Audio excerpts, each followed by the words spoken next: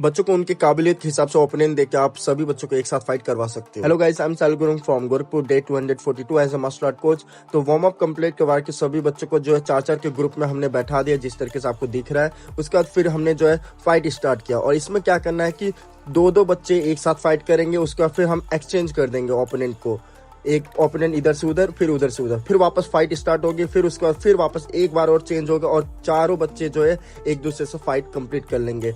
इस तरीके से आप जो है एक ग्रुप में 4 बच्चे डाल सकते हैं जो कि सेम लेवल के प्रैक्टिस कर रहे हो, क्योंकि अगर आप हाई लेवल वाले बच्चों के साथ अगर जूनियर को डालोगे तो वो पिटा सकता है। इसलिए आपको कोशिश करना है कि सभी बच्चों का लेवल एक साथ वाला रहे, तो उससे क्या होगा कि सभी बच्चे और इम्प्रूव करके फाइट करने की कोशिश करेंगे। हमने इस तरीके से जो है 4-5 ग्रुप बना दिए थे, और फिर हमने धीरे धीरे प्रैक्टिस करवाया, और सीनियर बच्चों को जो है रैंकिंग भी करवाया कि बाकी बच्चों से पूछा कि चारों में से कौन अच्छा फाइट कर रहा है, और उस तरीके से सब वोट दिए, और उस तरीके से जो पता भी चला कि कौन अच्छा फाइट कर सकता है। और फिर हमने सभी बच्चों को फाइट कंप्लीट करवा के आज के दिन ओवर कर दिया। मिलते हैं कल के ब्लॉग में, बाय।